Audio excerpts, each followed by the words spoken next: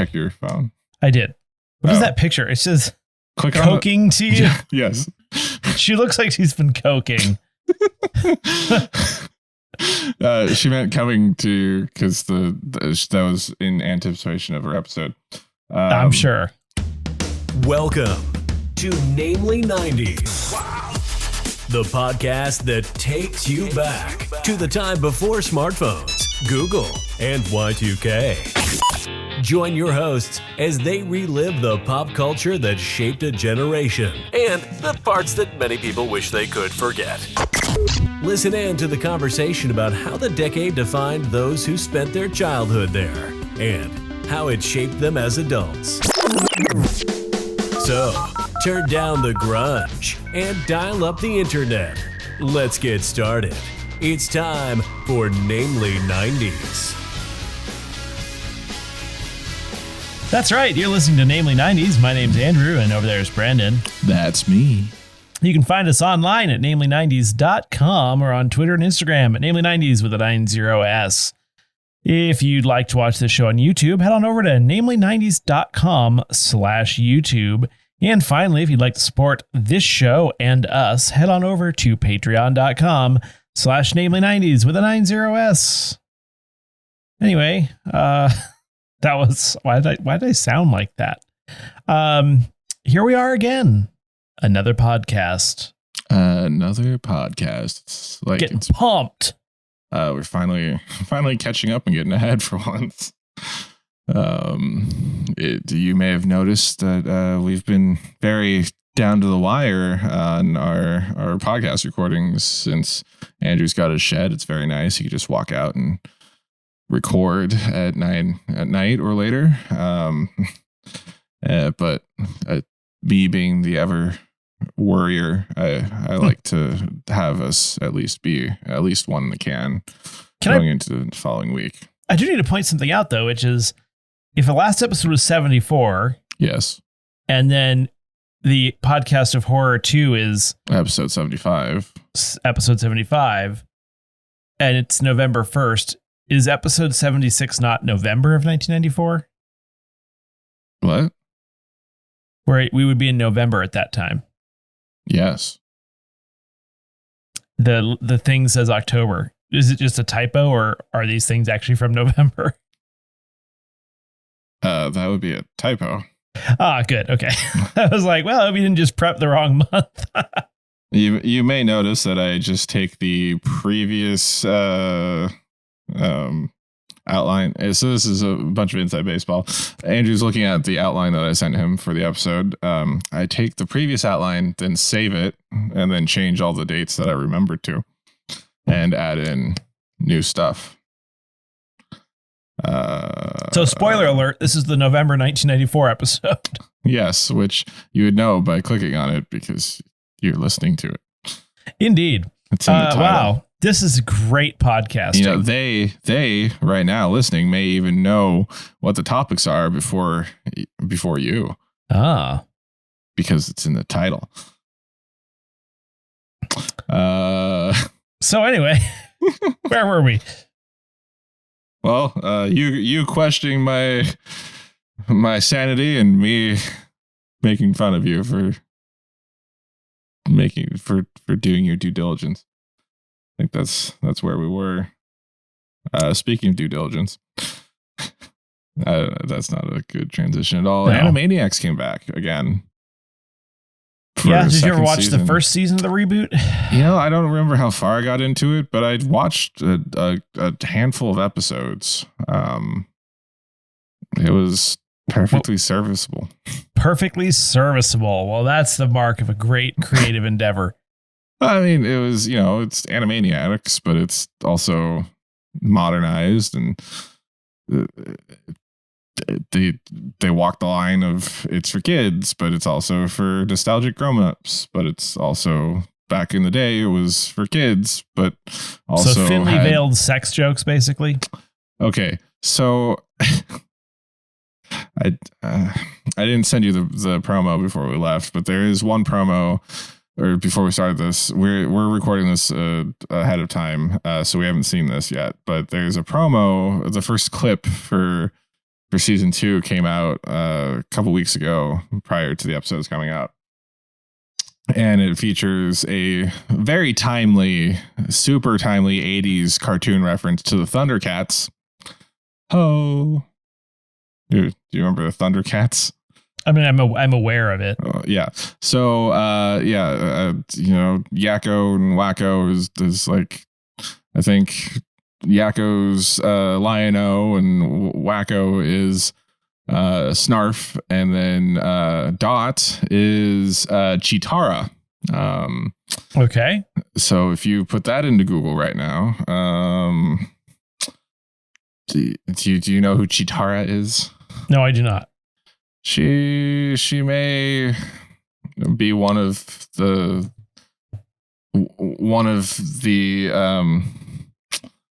cartoons responsible for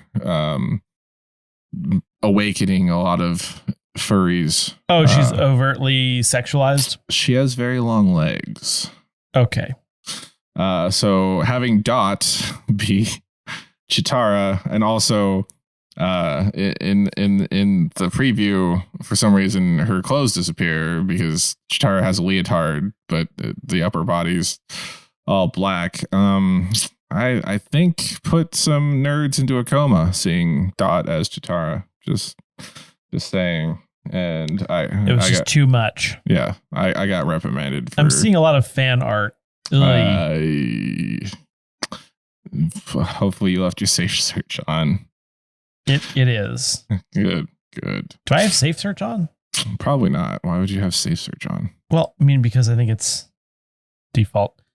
Anyway. You're an adult. Yeah, if you're an adult, turn your safe search off unless you're, working. No, actually mine is off and it's still pretty tame. That's good. Now type in rule 34. What? No. I've learned my lesson many years on the internet. Oh, that's good. I'm glad one of us has. But we talked about the N64 Retro Console last week, so we did. If you get Kayla to upgrade to the Nintendo Online Plus expansion pack, she and I can practice playing Mario Kart on the Switch without you. No, right? Then I'll be worse than you. Exactly. No. Well, do you have 2 Switches in the house now? I don't remember. Oh, we do, yeah. But you can't use the same online account at the same time. No, that's fine. I'll just do something different, I guess. Just upgrade to that family account, and then we could all do it. I'll do it. That'll be our new Rocket League. Yeah, I don't know if I mentioned that it has online playability. Now that is cool. Yeah. What about you? Anything you want to talk about? It's November now. We've had our podcast of horror special. Hopefully that went well. Getting pumped for Thanksgiving. I'm definitely a big Thanksgiving guy. I like the holiday. I'm a foodie, so I enjoy this season. What is your favorite side for Thanksgiving dinner? Ooh, my mom makes this sage and sausage stuffing with like little bits of apple and roasted walnut in it. Mm-hmm. It's excellent. I make it every year. That sounds or good. Have it every year. That's definitely my favorite.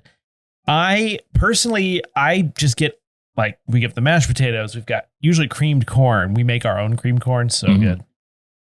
We've got the stuffing. Sometimes we'll have a vegetable. I like to do roasted Brussels sprouts on the day of. And then, of course, the turkey. And then I just douse that whole mofo in so much gravy. Like, for me, on Thanksgiving, gravy is a beverage, not a condiment or a topping. Who in your family makes the turkey now? Usually my mom, honestly. I don't like to do the large bird. I just usually do a side. And it's going to be at her house this year. So I let her handle the turkey, and then I handle the rest of the stuff. I mean, the turkey for me is never the turkey is never the star of the show for me. Like, it's dramatic and it looks all cool, but then flavor wise, it's just kind of like, meh, and then you just save it for sandwiches. It's great. Yeah.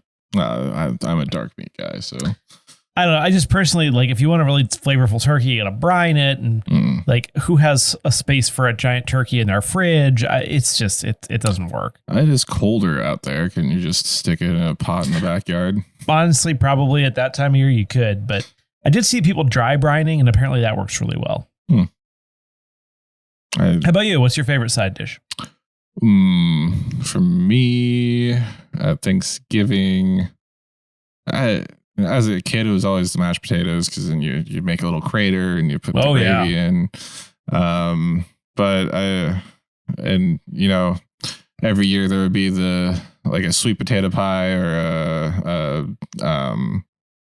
what's the common term for it? That's not Midwestern.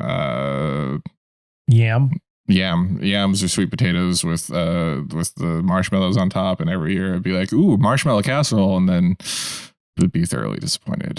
See, that's funny, because I was going to say one of my least favorite things is that sweet potato casserole with the marshmallows. Yeah. Marshmallows on top, because we never had that, but I think I had it at Jacob's grandma's house once, and it had that, so it was like almost sickly sweet, but it had like some spices in it too. I like pumpkin spice. I just remember it tasting distinctly like what I imagine a urinal cake to taste like, and I was like, I like this. Because we never had sweet potatoes growing up. Somehow sweet potatoes are healthier for you than regular potatoes. I don't understand how that's possible. Well, they're not actually sweet. Ah. And they're also a root vegetable and with less starch. True. Okay. But, last year I went down to LA because my uncle, aunt and uncle that lived in the Bay Area, they retired and moved down to the LA area, which is where my aunt's daughter, my step cousin, I guess, lives, and my cousin, her husband, her kids, I always try to be so formal with the titles. No, my cousin, and her husband is from the Midwest. So they tested 4 or 5 different sweet potato pie recipes just to get it the way that he liked it as a kid. And that was better than any sweet potato casserole or whatever I've had in my 31 years of life up to that point. I think at some point you said step husband. I'm just saying. I'm pretty sure I heard that. I'm pretty sure I did not say that. There's an episode of The X-Files where they have Mulder goes into a diner and he orders, he asks one question of the guy every time he eats a piece of sweet potato pie. He ends up eating a whole pie and then leaves. I don't remember what episode that is, but I always remember that scene. Is that a reference to what was that other creepy cult show, Twin Peaks? I feel like there are references in that show. I think it was one of the quirkier episodes. Yeah, to Twin Peaks, because they would have Kyle MacLachlan's character, the detective, FBI, whatever. There was a diner with the best apple pie or sweet potato, one of the pies, and he would go in and have a damn good cup of coffee and slice of pie. I don't know. I feel like that might be a reference to that, because Psych did the same thing. It's from the episode Jose Chung's From Outer Space. Is that the one where there's a bunch of abductees and they all have different stories of their abductor? Or am I thinking of something else? Oh, this is the episode that has Alex Trebek in it. Oh, yes. This is a fun episode. I gotta go back and watch this one. I enjoy it. And we bring this up because, we'll tell you later on in the episode. Yes. Anyway, shall we talk about November of 1994 then? Yes, let's get to it. October of 1994. November of 1994. Travel back with me, listeners, to November of 1994. I did that on purpose, by the way. That's why I paused. On the 1st, the Chicago Bulls retire Michael Jordan's legendary jersey number. Can Andrew guess what number that is? 8. Michael Jordan. Don't know. 69. He's one number off from Griffey. 23. 23. Well done. You got it on the third guess. 69. Every time. 420. Can they have 3 digits? No. The fifth.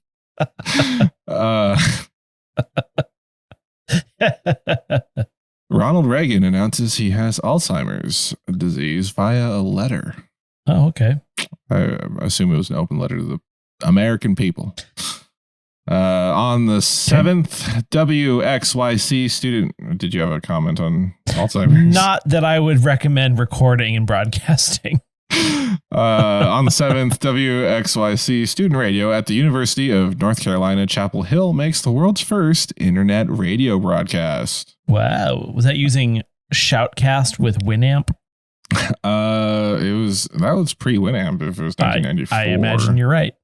But yeah, and there was no like specifics or logistics to this, and I didn't follow up to it. But I assume they just, recorded it and posted it on the internet. Yeah. Or is that technically not internet radio? I don't know. On the 14th, the first trains for the public run through the tunnel. That's like where you can drive your car into the train and it trains you under. I believe so. At least that's what they did in Top Gear. Because there's no you can't drive the tunnel. You have to take the train. Right. On the 19th, Spider-Man the Animated Series debuts. I feel like we've talked about that before. Yeah. On the 21st, Donkey Kong Country is released for the Super Nintendo. Speaking of Super Nintendo, did you listen to that episode of SNEScapades that we were on? Hopefully you did.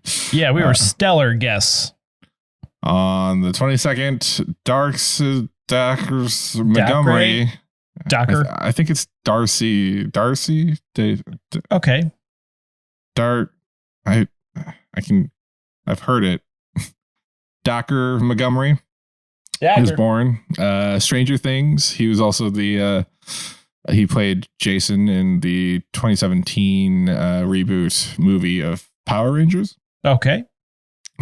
Stranger Things, he was I think it was season 2, the evil older brother of the redhead girl.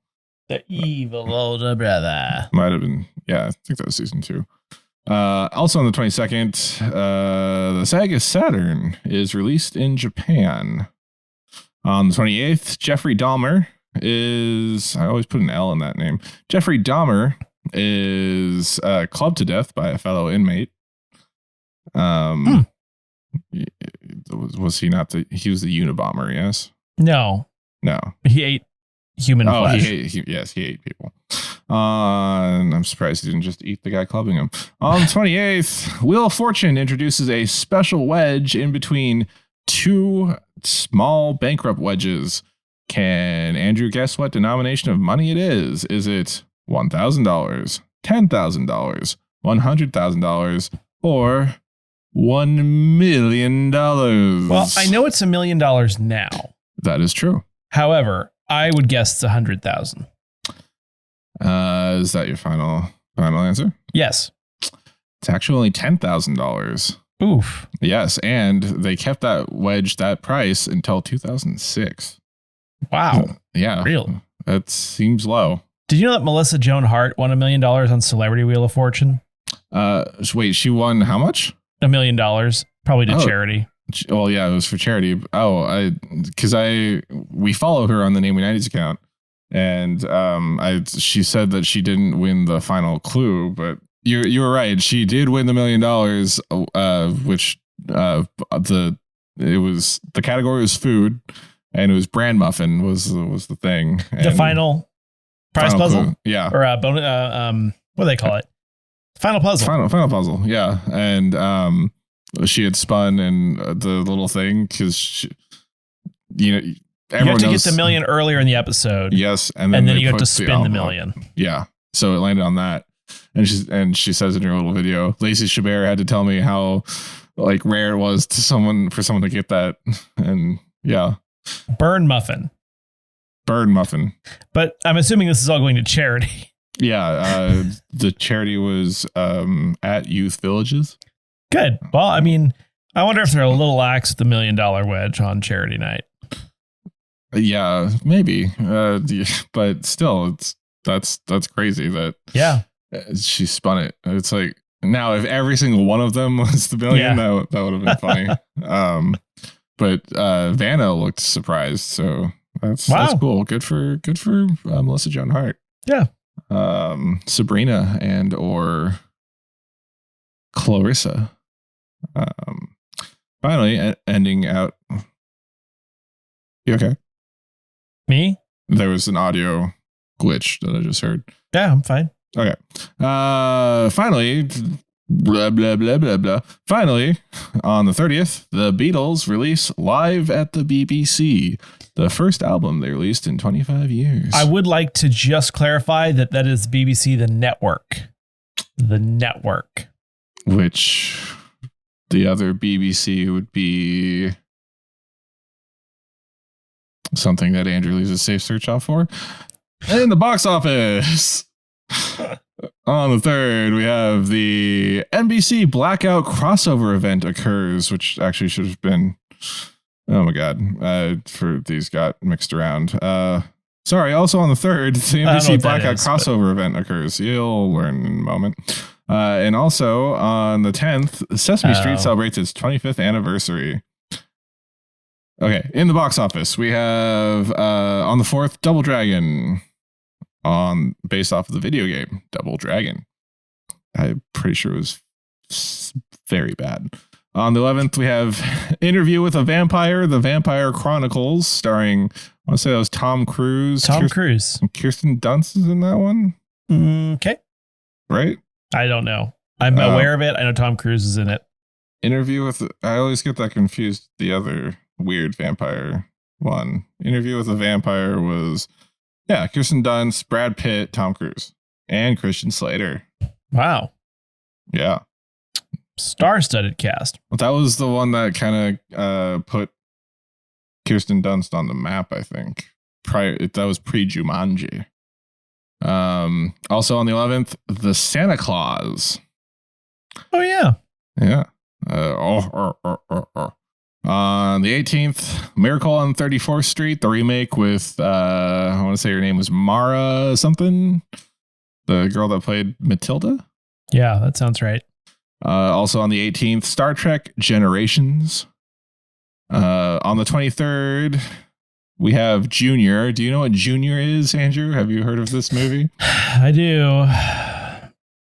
You actually do, or just because I think I've seen parts of it. Yeah. Wow. Because I saw Schwarzenegger. So it's a 1994 American quote unquote comedy film, directed and produced by Ivan Reitman. Stars Arnold Schwarzenegger, Danny DeVito, and Emma Thompson. And I saw Schwarzenegger and DeVito. I'm like, is this a sequel to Twins? But no, this film follows Alex Hesse. Played by Schwarzenegger, an Austrian-American scientist who agrees to undergo a male pregnancy from a newly developed drug called Expectane. I personally am not a fan of really any Arnold comedy movies, especially when they star Danny DeVito. Nope. Twins is stupid. Kayla loves Twins. It's the stupidest thing ever. And then I don't care for what's the other one with Sinbad? Jingle All the Way. I just don't like Arnold Schwarzenegger in a comedy. Period. End of story. That's just me. I like it when it combines action and comedy. Kindergarten Cop, that was a good one. Well, because it kind of makes sense. Like Twins, like why does he have an accent? I mean, barring the fact that they look completely different. But like, weren't they born in the same place? I mean, I guess he was raised in Austria immediately following their separation at birth, but it doesn't work for me. Why does one Lindsay Lohan have a British accent? And he's not a good actor either. Naturally. Yeah. He got better. He was governor for... Yeah, he was good at acting like there were no significant indiscretions in his past, but he somehow survived that relatively unscathed. Really? Doesn't he pay child support? No, I'm sure he does. In the Billboard charts, number 1 for November 1994, in from August and through to the end of the month is I'll Make Love to You by Boys to Men. And for the second week in November of 1994, At number 2, All I Want to Do by Sheryl Crow. What does she want to do, Andrew? What does she want to do? All she wants to do is have some fun. I got the feeling she's not the only one. Something about the sun coming up on Santa Monica Boulevard, I think. Okay.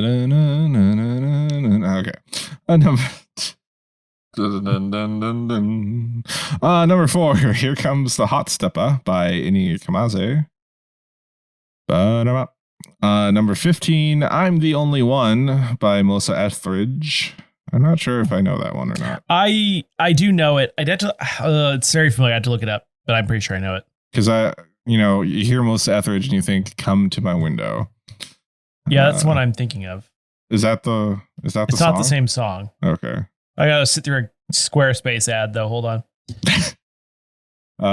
Meanwhile, number 16, Turn the Beat Around by Gloria Estefan. I assume it was in some movie and popular again. Wasn't that an older song? Number 17 is Tootsie Roll by the 69 Boys. That Tootsie Roll. Oh, no. That's so bad. That Tootsie Roll. Number 19, the 69 Boys. They had another hit that we had on the charts at one point. You would recognize this song if you heard it. Is it Come to My Window? No, that song is Come to My Window. Okay. By Melissa Etheridge. Number 19 is I'll Stand By You by the Pretenders. I like that song. I like the Pretenders. And finally, number 21 is What's the Frequency, Kenneth by REM. Okay. They're named after rapid eye movement. No, I don't know. Yeah, that's what the acronym stands for, yes. Everyone knows that. You know it. I know it. We all know it. Very good people on both sides. And now back to the show. Yeah, so we teased it earlier on. Well, kind of teased it that I would talk about it, that we would talk about it. This is a podcast that we both host. But you mentioned the X-Files and going back to watch it. It's on our minds because we just recorded one of the episodes for our technically we announced it 2 weeks ago because Bianca spilled the beans. Bianca, please don't kick me out, spilled the beans on our IG account. So follow us at Namely90s or 90s on Instagram to get all those updates. Hashtag Insta. And so we also announced on Twitter, we have the 21 days of... Sorry. Got that inverse. The 21? Okay. The 2021 12 days of Christmas specials. The 12 days of Christmas specials are returning on the 21st of December. If you remember last year, we had bonus content for the essentially last week and a half of December, from the 21st to the 1st. One episode a day dropping. We would have guests on from other podcasts where we would talk about Christmas or holiday specials of television from the 90s. Each episode was different. Like we had Watching Comics podcast on to talk about Batman the Animated Series. We had who'd we have? VHS Strikes Back talking about Beverly Hills 90210. Yeah, that was a good one. That was the one where the truck drove through our infamously remotely recorded, remotely dangerous, insanely dangerous retro pod show collab. That was good. Yeah, that we watched Bottom, a UK comedy that we were unaware of. That'll be a new Christmas tradition for me. Bottom, everyone's just watching Bottom.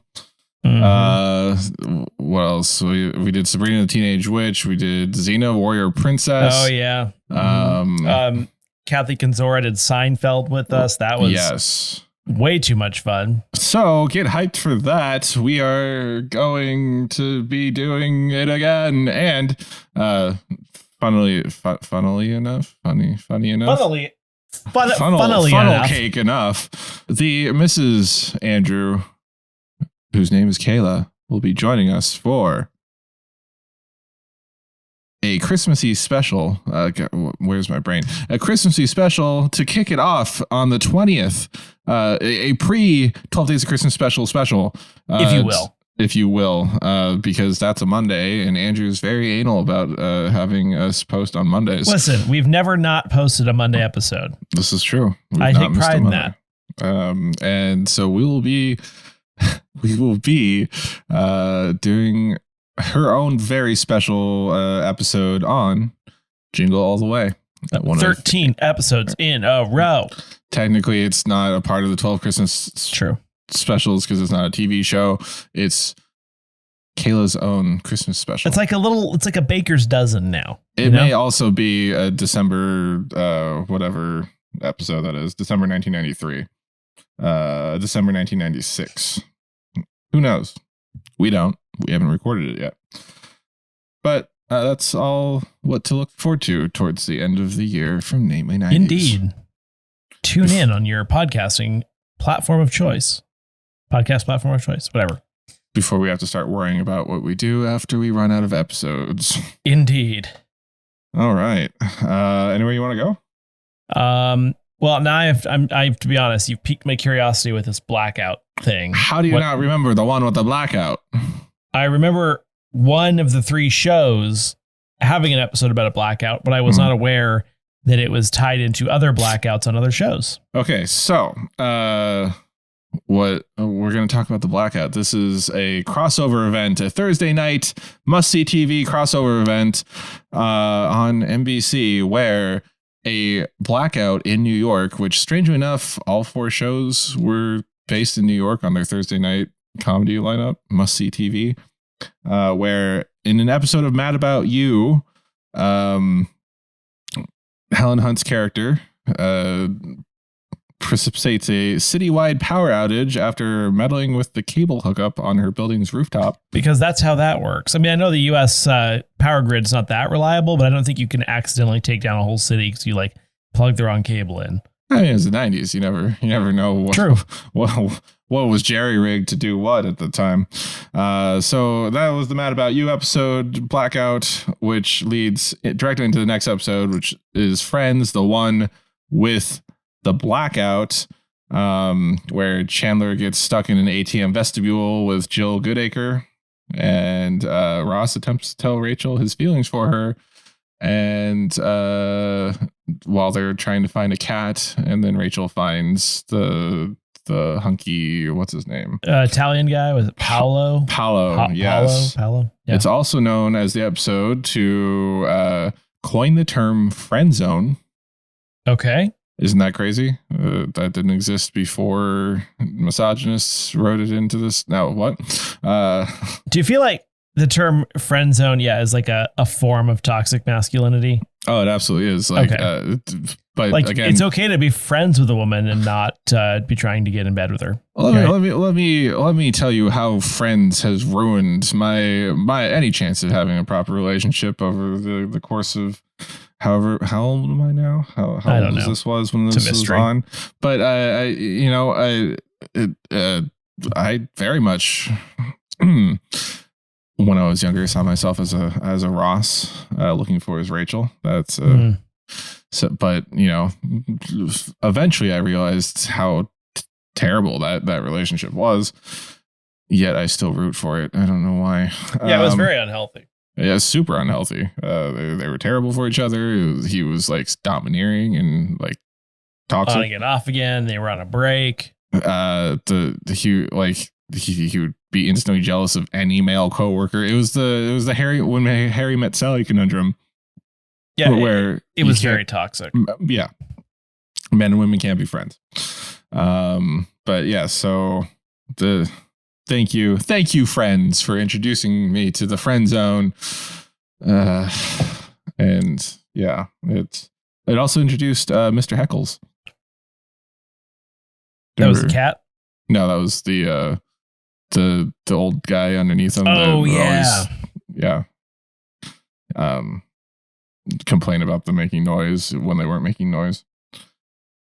And then finally, or moving forward, at 9 p.m., Seinfeld, the lights came back on in New York because Jerry Seinfeld refused to participate in Blackout Thursday, which I kind of remember that. I was like, why aren't they doing a Blackout episode? Instead, they did the episode The Gymnast, where George eats an eclair out of the garbage. Yeah, wasn't Jerry Seinfeld kind of an ass? Yeah, well, I would say principled in that case, because he wasn't just gonna. Yeah, but then they went with an eclair out of the garbage joke that probably wasn't even funny. I would say it's a decent episode of Seinfeld that didn't have to shoe in a blackout in New York to bow. Just be a team player. Yeah, but Seinfeld was on top. I mean, Seinfeld was on top of the world at the time. Friends was still in its first season, so that's true. They had, and also, this is the event. The crossover event was what a lot of people cemented as must see TV. Like that slogan had just started this season, and that like it took until this Blackout crossover to become must see TV. And I would say that's probably the Friends, because of the Friends. The Friends are friends. Finally, the gimmick wrapped up on a TV series called Mad Men of the People, which I've never heard of before. And neither have I. I watched I watched the Mad About You episode and the Friends episode when it came out, if I remember correctly. So never heard of it. I might have been put to bed before Seinfeld came out because it was 9:00, but yeah, I've never heard of Madman of the People. But Coleman's newspaper columnist character spends the Blackout busted for looting, and it's a direct quote from the promo clip. That's the only thing you could really find of the show anywhere on the internet. Wow. They must have thought really highly of that show to put it on must see TV.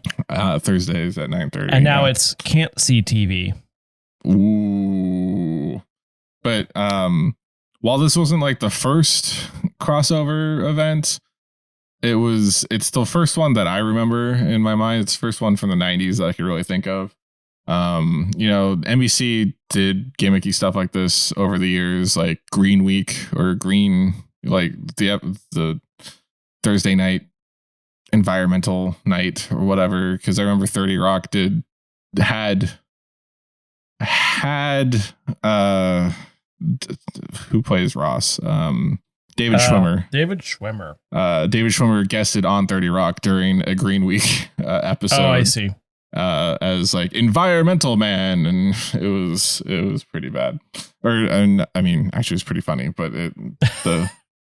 the idea of the green thing. The Office had the episode where Dwight's like creates an entire backstory for Recycle Man or something. And every year Jim, do you remember this? Jim's like explaining. He's like, I really should remember this because we just watched or are watching The Office again.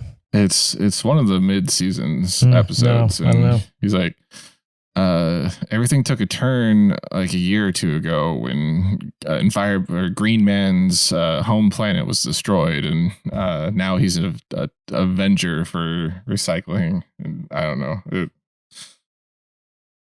I remember that. Okay. Yeah. That Community. It was the first season of Community. It was 2007. It was the first season of Community. And the Greendale changed their name to Envirodale. Yeah, this is stupid. Yeah. NBC, knock it off. Yep. They're still going to do it. Yeah, let's see. Where you want to go from there? There's so many things. Boy. So many things. Didn't we talk about the Santa Claus? I feel like we did, but there are no other episodes, or there's no other movies from the Santa Claus series in the 90s. Why is that one kid's name Bernard? His name isn't Bernard. It's the head elf. Yeah. Why isn't he a kid? No, he's like 400, 800 years old. He's played by a child. He's played by a teenager. It's Oscar Isaac, isn't it? Bernard?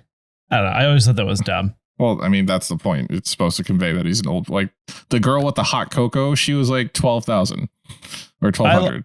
I just like, again, someone gradually turning into Santa. Always funny. A good shtick. Yeah, we did talk about this. I don't remember when or why. I think we talked about it during the episode with Xena when that one guy slowly keeps turning into Santa Claus. And then we start talking about how Tim Allen keeps turning into Santa Claus. Yes. The kids are like, Santa, what's that white powder? And he's like, why, it's snow. Wow, really? Better than a Tim Allen cocaine joke. The Santa Claus is a Christmas comedy film starring Tim Allen as Scott Calvin as an ordinary man who accidentally causes Santa Claus to fall from the roof on Christmas Eve. And that Santa Claus dies. So, oh my God. He's airlifted to a nearby hospital where he later dies of his injuries. Hold on. Do you remember that? He falls off the roof and dies, and then he evaporates he deflates and then like just turns into like nothing, and then all is left is his clothes, which for some reason dark. Yeah, it's super dark, and for some reason Tim Allen puts on the clothes at the behest of his child Charlie. Like, can't we just put Santa in a body cast, like a full body cast? That's always a funny 90s joke, right? You go to the hospital, they're in a full cast.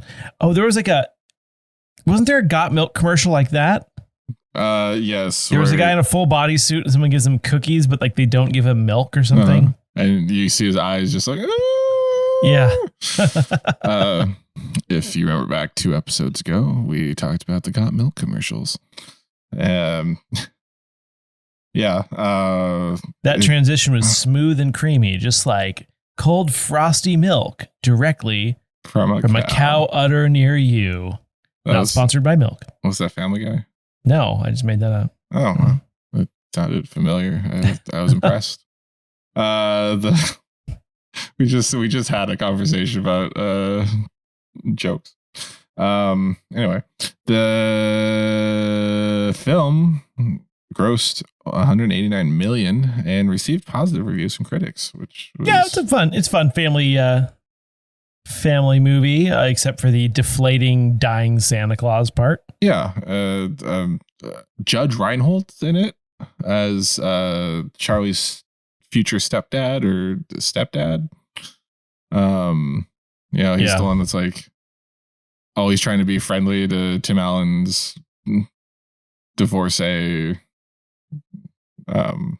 He's just classic 90s storyline. Yeah. Dad redeems himself during a divorce or like she's with a new guy and then they get back together at the end.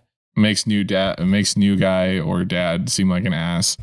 Like new guy is better and clearly is like a real nice guy. Mm-hmm. But then by the end of the movie, like the ex-wife knows now that he's changed his ways and gets back with the old husband. I don't think they get back together though. Yeah, but that happens. I think at the end of that movie, like he gets to hang out though. Yeah, he doesn't lose his rights to his child. Yeah. Yeah. And then in the Santa Claus 2, he has to find a wife, I think. The Mrs. Claus is what it was called. Right. Oh, okay. And then I think it was called the Santa Claus 2. Well, no, because it's a clause with an E at the end. So it's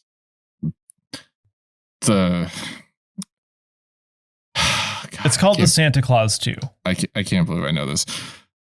Stitched into the lining of the Santa suit is the Santa Claus, where it says, if you kill Santa and put on this suit, you effectively become Santa Claus and gain his powers or whatever. It's magic. Within that lining, there's even finer print, a Mrs. Claus, as they call it, which says that if you don't find a suitable Mrs. Claus within however many years of being Santa, you lose the powers. But the movie was called The Santa Claus 2. Yes, thank you. This is funny. Rotten Tomatoes. The Santa Claus 2 almost rounds the corner of it's so bad it's good, but doesn't quite make it. Yeah, that's fair. I would hate to see what it says about the Santa Claus 3, the escape clause, which features... They're going hard on the clause thing. Well, so it features Martin Short as Jack Frost trying to take over or something. Wow. Yeah, it was... Oh, I get it. They spelled clause with an E like you'd find in a contract. I'm going to strangle you. That's that's clever. Did you not hear me explain that? I was kidding. I know. Moving forward. Star Trek Generations. What was Star Trek Generations? This was the 7th movie in the Star Trek franchise, where it was a passing of the torch from the original series crew that was doing the movies to the Next Generation crew that just finished their run on Star Trek The Next Generation and we're moving on to the movies.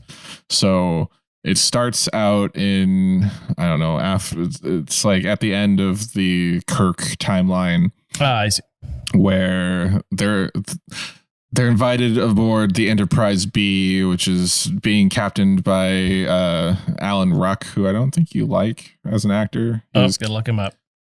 He was in Spin City. No, you don't like the other guy from Spin City. He was Cameron Fry in Ferris Bueller's Day Alan Off. Ruck's fine. I like Alan Ruck, but he's Captain John B. Harriman of the USS Enterprise B, and they bring back William Shatner as Kirk. Leonard Nimoy was above it at the time. I don't think they got McCoy back either. They had James Doohan, who's Scotty. I think he died somewhat recently after that. Oh. And then that was the engineer. He's the beam me up, Scotty. And then they got a third. LeVar Burton. They had McCoy back. They had DeForest Kelly. That was his last Star Trek role. Anyway. Wait. Okay. Yeah. Do you see it? I'm sorry. The movie or the show? Both. Oh, I didn't see it on the list, but that's okay. Star Trek Generations? Yeah. I'm pretty sure it's no, you're right. He's not on it. It's okay. Chekhov. It's I can do this. It's it's Walter Koenig. Yes. Good job. Yes. Anyway, there's a giant ribbon in space and there's refugees and the Enterprise B is the only one close enough, but they don't have like phasers or shields ready. It was just supposed to be like a fun voyage with press. And so they go and try to rescue these refugees that get caught up in this energy ribbon. And Malcolm McDowell's one of them. Oprah Winfrey. Wow. I was trying not to say Guinan. I was trying to say Whoopi Goldberg. And I immediately went to Oprah. I'm going to retire now. This doesn't look half bad. It wasn't until... Here's the thing. Shatner wormed his way into this. Because they were killing off Kirk. That was the whole baton passing. So Kirk saves the Enterprise B, but he ends up getting sucked out by this ribbon thing, which is a time vortex, whatever. And then it ends up, they skip ahead to the Next Generation with the Enterprise D and Picard and that whole crew, LeVar Burton and Riker and Data and whatever. Right. They have a whole story and plot line where it ends up with Kirk and Picard, or Picard has to go into the energy ribbon. It's called the Nexus, and convince Captain Kirk to leave this. Essentially, the ribbon is like heaven or something. I won't leave this ribbon. Yeah, it is heavenly. I gave everything I had for Starfleet, and I don't think I should go with you. But you should go with me to save the Enterprise. Yeah, two bad captain impressions. Anyways, they try to stop Malcolm McDowell's character because he's trying to get back into it. So he's trying to blow up a star that will cause gravity to shift so that as one does. Yeah. Instead of just flying a bloody ship into it, he's like, I need to have an entire star system be destroyed so that I can be sucked into it. So Picard convinces Kirk to come back with him. They're in like the classic Rock Canyon fight, and Shatner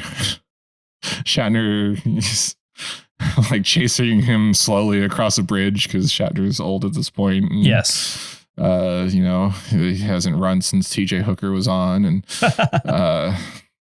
anyway, the bridge, he gets shot by Malcolm McDowell's character, and Kirk's like hanging on for dear life, and then it falls on him, and he dies. He has his heroic moment. He saves everyone and then dies. That's usually how it works, right? Yeah. When you kill someone off. And in Kirk's heaven, for some reason, he was riding horses every day because that's what Shatner likes to do. That was Shatner worming his way. That seems dumb. It was he was in a log cabin in Montana because I think Kirk's from the Midwest. Let's make it a space horse, right?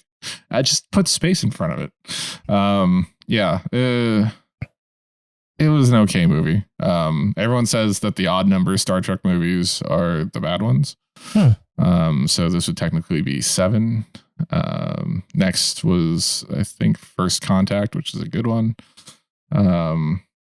Yeah, it was mediocre. It was mediocre at best, but mediocre at best. I like it until Kirk shows up again. Fair enough. I love Kirk. Don't get me wrong, but you know, it was just very Shatner-esque. And Shatner then went on to write a series of books about how Kirk didn't actually die. Spock came there and mind melded with him and revived him, and the Borg gave him a new body. And dude, give it a rest, right? And it went on to like a whole series, and it's non-canon, obviously, but good job. And should we close it out with a little Donkey Kong? Yes, you guys played that recently, you and Kayla. And beat it in a night while I randomly slept on your uncomfortable couch. Thank you. Yes, you're welcome. Yeah. That is what we did. Well, I kept telling you could kick the footrest out so you can be more comfortable. And you're like, I don't want to be comfortable, damn it. Donkey Kong Country is a 1994 platformer from Rare, published by Nintendo for the Super NES, and is a reboot of Nintendo's Donkey Kong franchise, which follows the gorilla Donkey Kong and his nephew Diddy Kong as they set out to recover the stolen banana horde from King K. Rool and the Kremlings in 40 side-scrolling levels.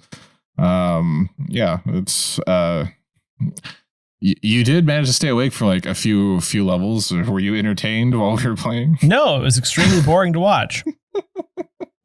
I mean, I'm just gonna be honest. Yeah, that's fair. It was fun to play though. Kayla seemed to still remember how to play. I had recently played Donkey Kong Country 3, so but it's not exactly a complex game, is it? Yeah, as a kid. Well, so we both at one point as kids, because we both Kayla and I both played this as kids on the Super Nintendo. There's a point when you're as a kid aren't good enough to right. Yeah, like. And we got to that level, and Kayla was like, "Oh yeah, I got to this level, never got past this level." And I was like, "Yeah, I could see that." And it was just like, I understood. It's a common occurrence. I assume if we were on SNEScapades a little bit further down the line, it would still they would also have the same response. My internet connection's unstable. Yeah, I know you just kind of went weird on me there. Yeah, I heard it too. So I mean, I love Donkey Kong Country. It's probably one of my top 5 Super Nintendo games. Where did that fall in the SNEScapades list? I don't think they've gotten to it yet because they're still at 92. Donkey Kong was kind of like mid to late cycle for the Super Nintendo because the 64 came out in 96, 97. Okay. Yeah. So it was, it kind of revitalized people playing it because the PlayStation came out like this year in Japan. I think this month in Japan, which means 95 for the US most likely. So, you know, it wasn't as flashy, but it's a really good side scroller. Platformer. Yeah. But yeah, anything else for? I don't think so. I don't even know how long we've been doing this now because of all the random interruptions, but it's been long enough. Yeah. Well, then that's it for this week's edition of Namely 90s.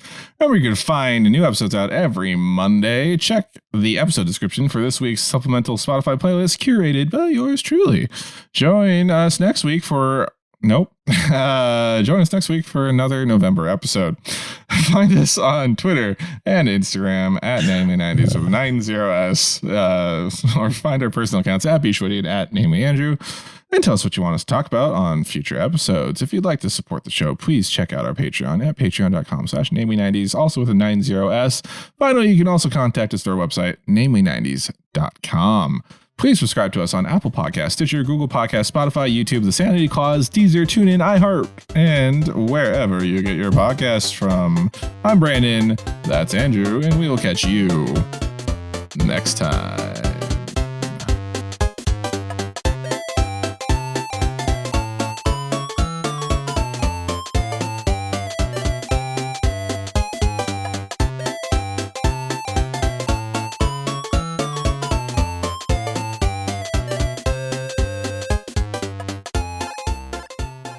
Did you just say the sanity clause?